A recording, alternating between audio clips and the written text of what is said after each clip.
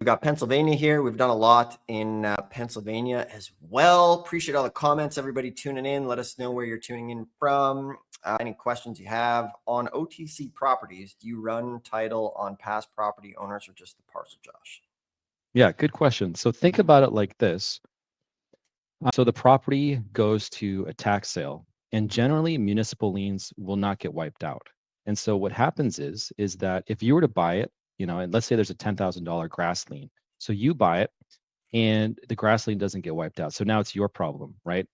And so when the county takes it, just think about it, instead of you buying it, think about the county buying it. But it's not they didn't technically buy it, but it's the same thing where now it becomes their property, but they also inherit it the same way that you would inherit it. So it being county owned doesn't mean that that $10,000 grass lien gets extinguished. So when the county takes ownership of it, they're taking it as is. So let's say there's a municipal lien that doesn't get wiped. They're taking it as is with the municipal lien not getting wiped.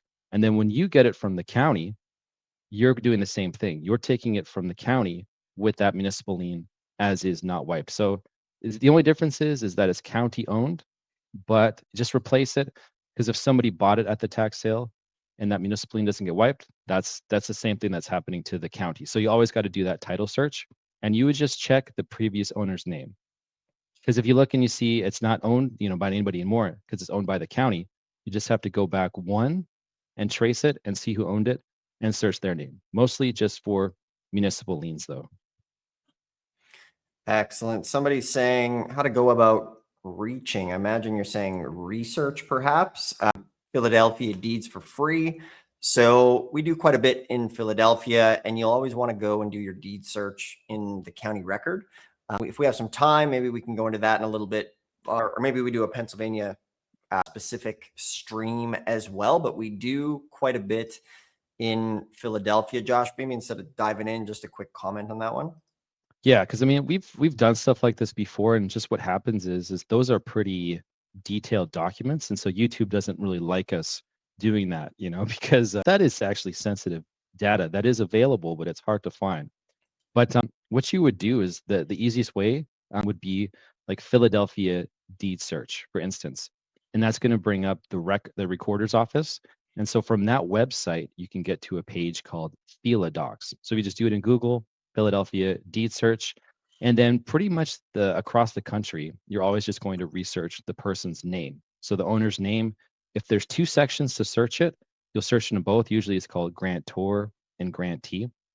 But we do a lot of coaching and training about that. And so if you're wanting to do a title search, maybe some of our products would be good for that. But that's kind of the cliff notes. Now, the one problem with Pennsylvania is that if you want to find liens, you have to go to a second website. So everywhere else in the country, they put it on one web page, but in Pennsylvania, you have to go to a second web page. And so for that, you have to go to court records. It's called the First Judicial Branch, something. If you type that, though, you'll get there. But yeah, when we try to do these searches on YouTube, it just doesn't like it very much. But that's the cliff notes. That's the crux of it. Nice. All right, I hope you enjoyed today's video, and I have a free gift for you for watching a free mini course called The ABCs of Tax Lien and Deed Investing.